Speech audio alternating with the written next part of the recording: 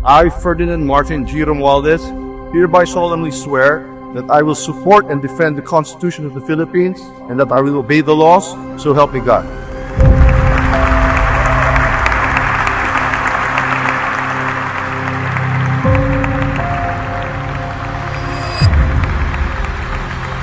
Speaker Romualdez. Sir Martin Romualdez. Speaker Romualdez. Nico Martin. Speaker is our source of inspiration and our mentor in our guiding light. Martin Romualdez!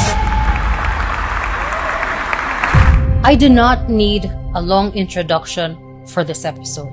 All I'm going to say is this.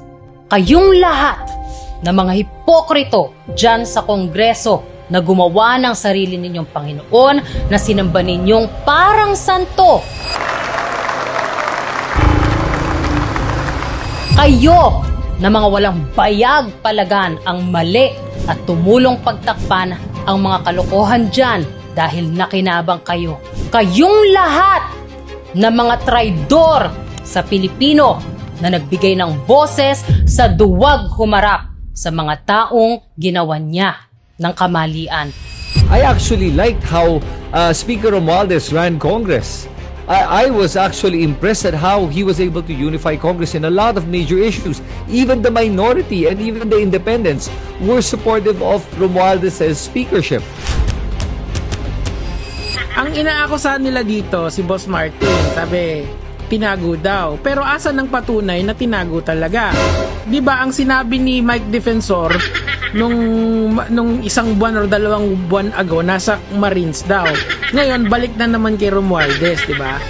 Hindi nyo makasuhan si Martin Romualdez. Makalilinis talaga yung pangalan ni Martin Romualdez kung wala siyang maharap. Alam nyo, hindi nyo madadala sa korte yan. Kaya puro press release, puro drama lang ang ginagawa ninyong dalawa. He publicly stated that he had no hand in the BICAM. Yun yung pinaka-consistent defense ni former speaker. And fortunate for him, maybe baka yun yung reason bakit yun yung defense na pinipili niya. Talagang wala kasing malilink sa kanya sa BICAM or sa small committee. All of you will owe all of us, the Filipino people, an apology after this episode because I am coming for your God.